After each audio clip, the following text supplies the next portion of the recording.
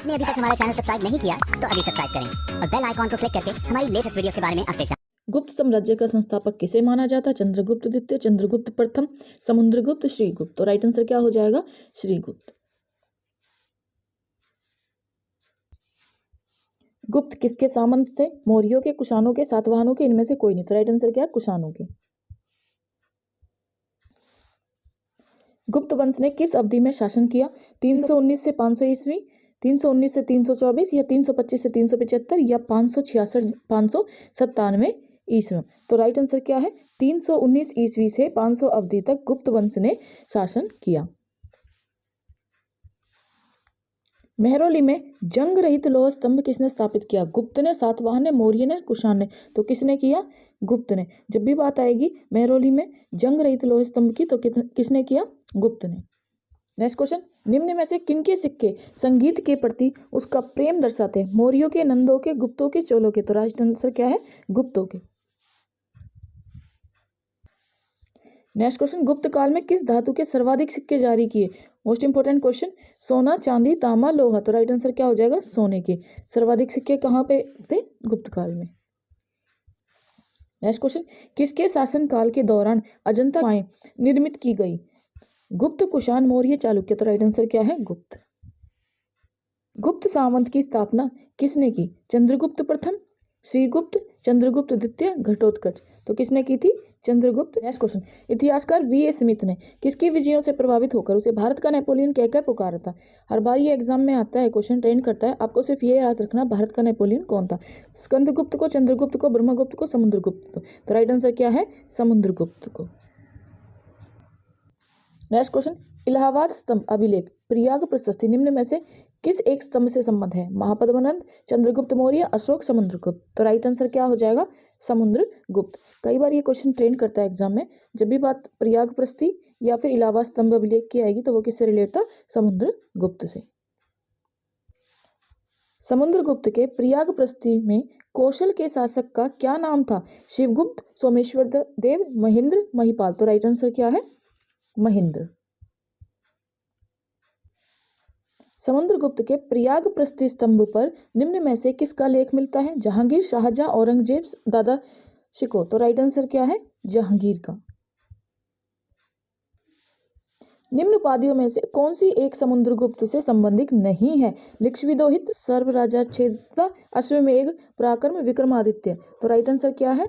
विक्रमादित्य। विक्रमादित्य की उपाधि समुद्रगुप्त से संबंधित नहीं है, बाकी सब उसके से संबंधित थी।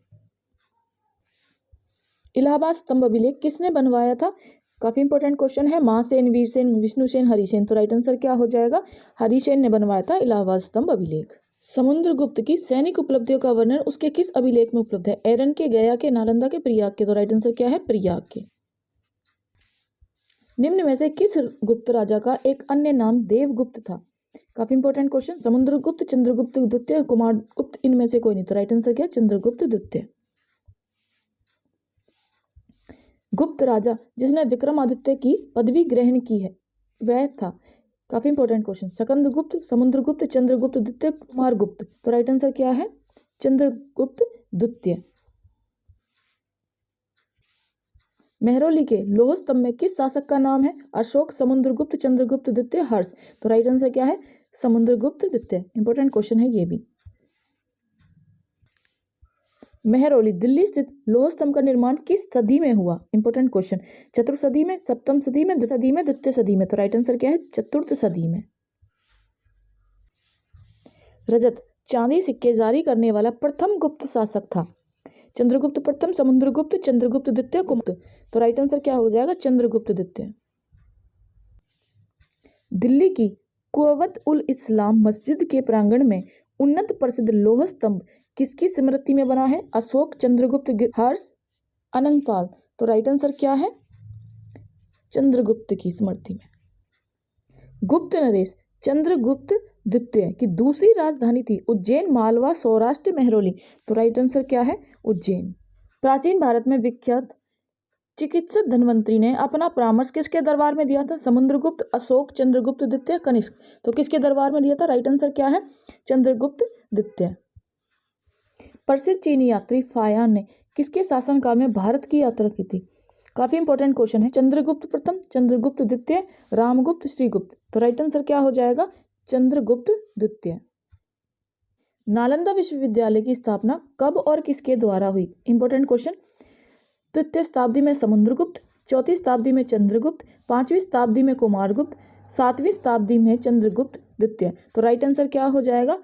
पांचवी शताब्दी में कुमारगुप्त के द्वारा नालंदा विश्वविद्यालय की स्थापना हुई थी।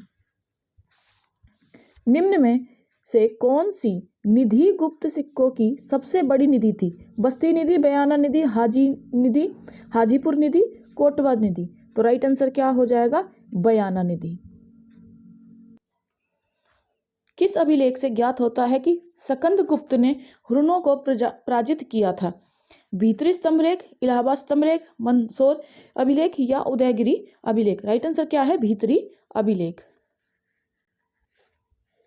कौन सा राजवंश हुनों के आक्रमण से अत्यंत विचलित था? मौर्य, कुषाण, गुप्त या शुंग?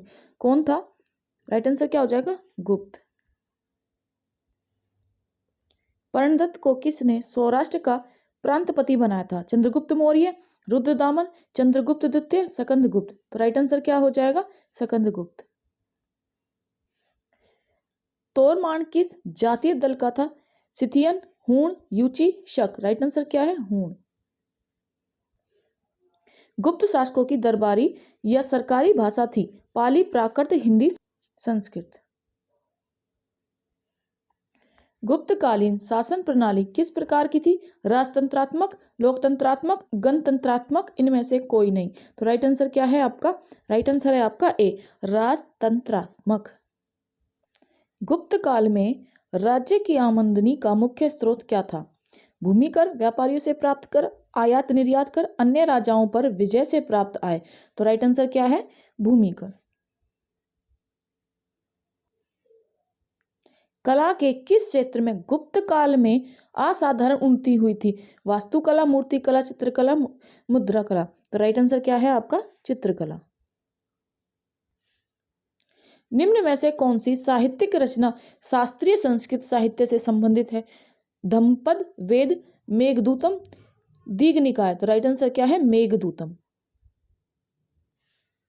गुप्तकालीन पुस्तक नवनीतकम का संबंध है खगोल शास्त्र से, गणित से, चिकित्सा से, धातु विज्ञान से। तो राइट आंसर क्या हो जाएगा आपका? चिकित्सा से। गुप्त काल में वारामिहिर ने प्रसिद्ध पुस्तक वृत्त संहिता की रचना की। यह किस विषय पर आधारित है? खगोल विज्ञान, शासनकाल, चिकित्सा की, आयुर्वेदिक पद की, अर्थशास्त्र। तो राइट आंसर क्या है? खगोल विज्ञान। और काफी इंपॉर्टेंट क्वेश्चन है। निम्नलिखित में से कौन गुप्त काल में अपनी आयुर्विज्ञान विषयक रचना के लिए जाना जाता है? सोमिल, शूद्रक, शौनक, सुश्रुत। कौन थे वो? राइट आंसर है सुश्रुत। लीलावती के लेखक थे महावीराचार्य, भास्कराचार्य, कालकाचार्य। तो राइट आंसर आपका क्या है? भास्कराचार्य। इनमें से कौन गुप्त काल में औषधि के क्षेत्र में अपना कार्य करने के लिए जाने जाते हैं? सुश्रुत, शोमिला, शूद्रक, इनमें से कोई नहीं। तो राइट आंसर क्या है? सुश्रुत। गुप्त काल में लिखित संस्कृत नाटकों में स्त्री एवं शूद्र बोलते थे संस्कृत, प्राकृत, पाली, शोरसेनी। तो राइट आंसर क्या है? प्राकृत। इंपॉर्टेंट क्वेश्चन है। तो से बराबरी थी गुप्त काल में, मौर्य काल में, चोलों में, ये सभी। तो राइट आंसर क्या है? ये सभी। रेशम बुनकरों की श्रेणी की जानकारी निम्नलिखित किस शिलालेखों से मिलती है? दसपुर शिलालेख, प्रयाग प्रस्थि, एरन शिलालेख, हाथी गुम्फा। तो राइट आंसर क्या है? दसपुर शिलालेख। भारतीय यात्रा में फायान ने एक अस्पताल का उल्लेख किया है, वह स्थित था उज्जैन, कौशाम्बी, ताम्रलिप्त, पाटलिपुत्र। तो राइट आंसर क्या है? पाटलिपुत्र में। गुप्त स्वर्ण मुद्रा को कहा जाता था कारशापन, दिनार, निष्क, सुवर्ण। तो क्या कहा जाता था? दिनार।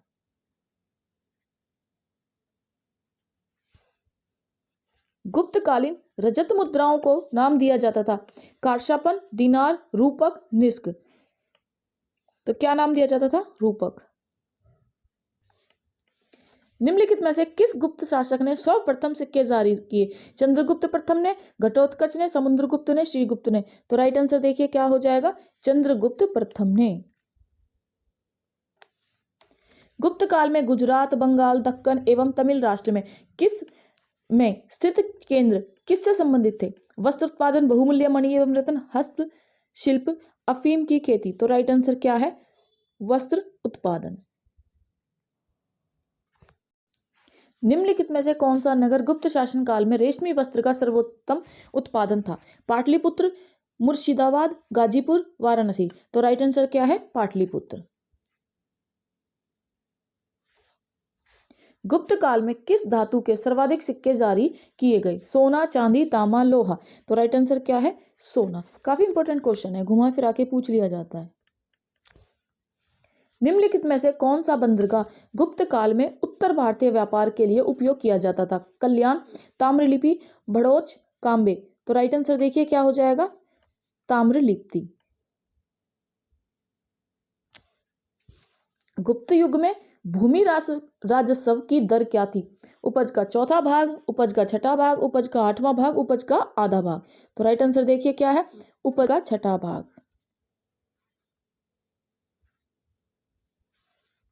प्राचीन भारत में सिंचाई कर को कहते थे? बिदक भागम, हिरण्यक, उद्रंग, उपरनिका? तो राइट आंसर देखिए क्या है, बिदक भागम। केवल प्रत्यक्ष प्रमाण को कौन स्वीकार करता है? जैन, चारवाक, बौद्ध, सांख्य? तो राइट आंसर देखिए चारवाक। अधोलिखित में से कौन एक चारवाक के अनुसार सर्वोच्च मूल्य है? धर्म, अर्थ, काम, मोक्ष? तो राइट आंसर देखिए क्या है, काम। लोकायत दर्शन किसको कहा जाता है? जैन, बौद्ध, चारवाक, सांख्य? तो राइट आंसर देखिए क्या है, चारवाक। शंकर के दर्शन को कहा जाता है एकत्ववाद, समग्र एकत्ववाद, द्वैतवाद, अद्वैतवाद? तो राइट आंसर देखिए क्या है, राइट आंसर है आपका अद्वैतवाद। प्रच्छन्न बोध किसे कहा जाता है? शंकर, कपिल, रामानुज, पतंजलि? तो राइट आंसर क्या है, शंकर को। अपूर्व का सिद्धांत संबंधित है चारवाक से, जैन से, बौद्ध से, मीमांसा से? तो राइट आंसर क्या है, मीमांसा से। काफी इंपॉर्टेंट क्वेश्चन है। किस शासक वंश ने मंदिर एवं ब्राह्मणों को सबसे अधिक ग्राम अनुदान में दिया था? गुप्त वंश, पाल वंश, राष्ट्रकूट, प्रतिहार? तो क्या था, गुप्त वंश। प्राचीन भारत में किस वंश का शासनकाल स्वर्ण युग में कहा जाता है? मौर्य, शुंग, गुप्त, मगध? तो राइट आंसर देखिए क्या कहा जाता है, गुप्त। नगरों का क्रमिक पतन किस काल की एक महत्वपूर्ण विशेषता थी? गुप्त काल, प्रतिहार युग, राष्ट्रकूट, सातवाहन युग? तो राइट आंसर देखिए क्या है, गुप्त काल। थानेश्वर में वर्धन वंश पुष्पभूति वंश की स्थापना किसने की? राज्यवर्धन, आदित्यवर्धन, पुष्पभूतिवर्धन, नरवर्धन? तो राइट आंसर क्या है, पुष्पभूतिवर्धन। नाम से ही पता चल रहा है, पुष्पभूति वंश, पुष्पभूतिवर्धन। वर्धन वंश की शक्ति और प्रतिष्ठा का संस्थापक कौन था? प्रभाकर वर्धन, हर्षवर्धन, राज्यवर्धन, नंदवर्धन? राइट आंसर क्या हो जाएगा, प्रभाकर वर्धन। सम्राट हर्ष ने अपनी राजधानी थानेश्वर से कहां स्थापित की थी? प्रयाग, दिल्ली, कन्नौज, राजगृह? तो राइट आंसर क्या हो जाएगा, कन्नौज। काफी बार आता है ये क्वेश्चन भी। हर्ष को बौद्ध धर्म की ओर किसने उन्मुख किया? भिक्षु, महाकश्यप, हैंगचांग, थेर नागसेन, दिवाकर मिश्र? तो राइट आंसर क्या हो जाएगा, दिवाकर मिश्र ने। उत्तर गुप्त वंश के निम्नलिखित राजाओं में से कौन हर्ष का समकालीन था? हर्षगुप्त, दामोदर गुप्त, माधव गुप्त? इनमें से कोई नहीं। तो राइट आंसर देखिए क्या हो जाएगा, माधव गुप्त। निम्न में से किसको द्वितीय अशोक के रूप में जाना जाता था? समुद्रगुप्त, चंद्रगुप्त, स्कंदगुप्त, हर्षवर्धन? तो राइट आंसर क्या है, हर्षवर्धन को द्वितीय अशोक के रूप में जाना जाता था। काफी ब्रेव था ये। हर्ष ने किस विश्वविद्यालय को विशेष संरक्षण प्रदान किया था? तक्षशिला, विक्रमशिला, नालंदा, मगध? राइट आंसर क्या हो जाएगा, दाको। तो काफी इंपॉर्टेंट क्वेश्चन है, ये भी एग्जाम में पूछा हुआ है। हर्ष एवं पुलकेशिन द्वितीय के मध्य हुए संघर्ष का जानकारी कहां से मिलता है? ए होल अभिलेखा, वंशखेड़ा लेख, हाथी गुम्फा अभिलेख, हैंसाक के वर्णन से। तो राइट आंसर देखिए क्या हो जाएगा, ए होल अभिलेख से पता चला कि हर्ष और पुलकेशिन द्वितीय के बीच में कोई संघर्ष हुआ था। हर्ष के सोने के सिक्के के पृष्ठभाग पर किसका अंकन है? गौतम बुद्ध, मैत्रेय, शिव पार्वती, सूर्य। तो राइट आंसर क्या है? शिव पार्वती का अंकन है। निम्न में से कौन सी रचना हर्ष द्वारा रचित नहीं है? नहीं पूछा है। रत्नावली, नागानंद, हर्षचरित, प्रियदर्शिका। तो राइट आंसर देखिए क्या हो जाएगा? हर्षचरित। उसने अपनी ऑटोबायोग्राफी खुद नहीं लिखी थी, हर्षचरित किसी और ने लिखी थी। बंगाल का कौन सा शासक हर्ष के समकालीन था? शशांक, ध्रुवसेन, पुलकेशिन द्वितीय या भास्कर वर्मा। तो राइट आंसर देखिए क्या हो जाएगा? शशांक था जो हर्ष के समकालीन था। समकालीन मतलब उसी के टाइम पीरियड में था।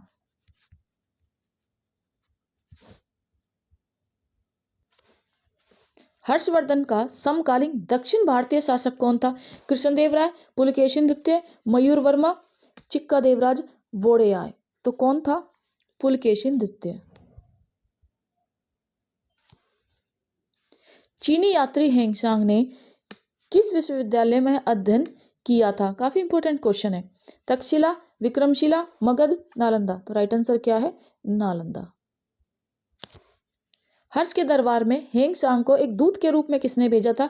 ताइसुंग, तुंगक्वान, येनबू, ये सभी। तो किसने भेजा था? ताइसुंग ने भेजा था हर्ष के दरबार में हेंगशांग को। इंपॉर्टेंट क्वेश्चन है। आज भी भारत में हेंगशांग को याद करने का मुख्य कारण है हर्ष के प्रति सम्मान, नालंदा में अध्ययन, बौद्ध धर्म में आस्था, सी यूकी की रचना। तो राइट आंसर क्या है? सी यूकी की रचना।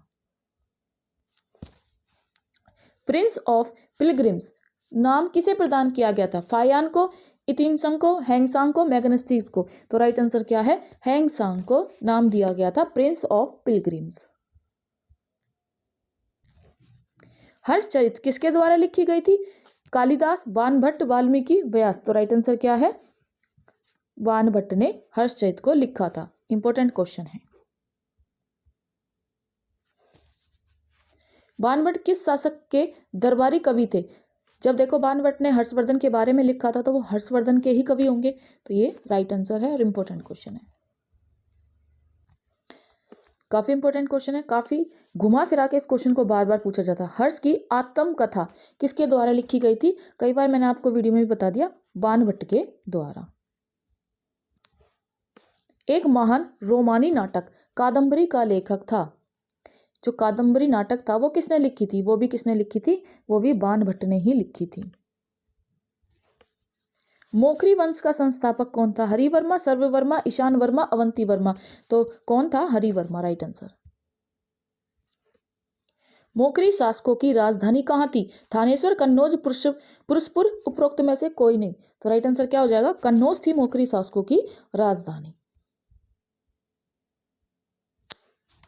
मैत्रक वंश का संस्थापक था भट्टारक, सियक द्वितीय, पुष्पभूति, यशोधवर्मन। तो राइट आंसर क्या हो जाएगा? मैत्रक वंश का संस्थापक कौन था? भट्टारक। मैत्रक वंश का सबसे प्रभावशाली शासक कौन था? ध्रुवसेन प्रथम, ध्रुवसेन द्वितीय, विग्रहपाल, सुलेमान। तो राइट आंसर क्या है? ध्रुवसेन द्वितीय। गौड़ वंश का प्रमुख शासक कौन था? विजयसेन, शशांक, गृहवर्मा, कृष्णगुप्त। तो कौन था? शशांक। इंपॉर्टेंट क्वेश्चन है। सामान्य परिस्थिति में किसे उत्तराधिकार में स्त्री धन का प्रथम अधिकार था? पति को, पुत्र को, पुत्रियों का या पुत्रवधू को? तो राइट आंसर क्या है? पुत्रियों को। ये स्त्री धन आज के टाइम में भी आप देखते होंगे, आपने पढ़ा होगा कि जो बेटी को दहेज में दिया जाता है ना, तो जो भी ज्वेलरी उसको या कैश जो भी उसको दी जाती है, तो चाहे वो ससुराल पक्ष से हो या माता पक्ष से, तो वो सारी ज्वेलरी उसका स्त्री धन मानी जाती है। लेकिन पुराने जमाने में भी देखिए ये पुत्रियों को ही दी जाती थी। गुप्तोत्तर काल की सामाजिक सांस्कृतिक अवस्थाओं के संबंध में निम्न में से कौन सा कथन सही नहीं है? नहीं पूछा है। भूमि अनुदानों की संख्या में वृद्धि हुई थी। देखो गुप्त जो थे भूमि को दान में दिया करते थे, तो ये बात तो बिल्कुल सही है। जातियों की संख्या में वृद्धि हुई थी, जातियां भी उस टाइम पे थी। नहीं पूछा है, ठीक है। बाकी देखिए, तांत्रिक क्रियाकलापों में वृद्धि हुई थी, केंद्रीय नियंत्रण में वृद्धि नहीं हुई थी। तो राइट आंसर सी हो जाएगा। निम्न में से कौन अतंजय नहीं है? चंडाल, राजक, नट, यवन। तो कौन नहीं है? राजक, अंतंजय नहीं है। गुप्तोत्तर काल के निम्न में से किस न्यायवेत्ता ने घोषित किया कि शूद्र प्रकृति से दास नहीं है? मेघातिथि, विज्ञानेश्वर, नारद, जीमूत वाहन। तो राइट आंसर क्या हो जाएगा? मेघातिथि। कोशीय शब्द का प्रयोग किया गया था कपास के लिए, सन के लिए, रेशम के लिए, ऊन के लिए। तो किसके लिए किया गया था? रेशम के लिए।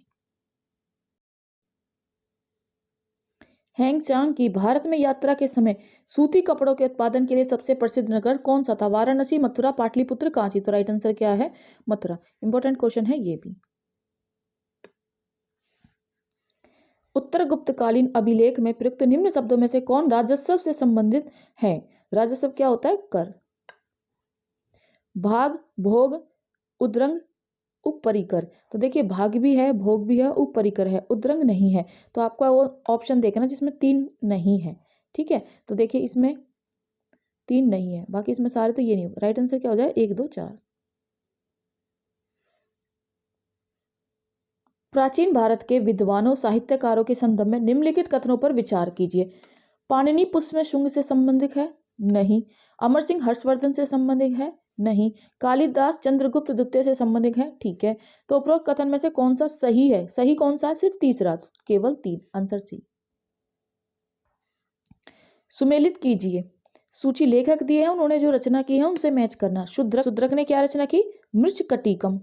विशाख दत्त ने क्या लिखा? मुद्रा राक्षस लिखी थी। कालिदास विक्रम वंशीय, और भवभूति की क्या है? उत्तर रामायण। तो ये मैच हो जाएगा। ए फर्स्ट के साथ, बी सेकंड के साथ, सी 3 और डी 4 के साथ।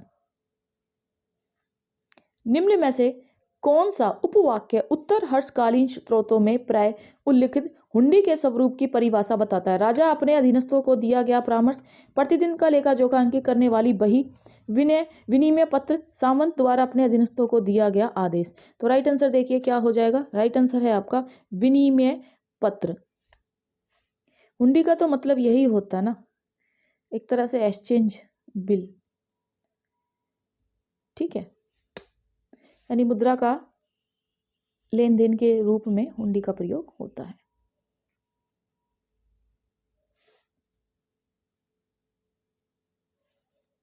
भारत के इतिहास के संदर्भ में कुल्यवाप और द्रोणवाप शब्द क्या निर्दिष्ट करते हैं?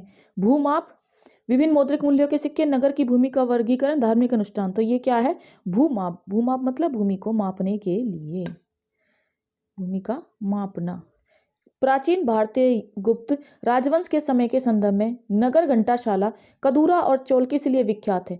विदेशी व्यापार करने वाले बंदरगाह, शक्तिशाली राज्यों की राजधानियां, उत्कृष्ट प्रस्तक कला और स्थापत्य से संबंधित स्थान, बौद्ध धर्म के महत्वपूर्ण तीर्थ स्थल। विदेशी व्यापार करने वाले बंदरगाह हैं।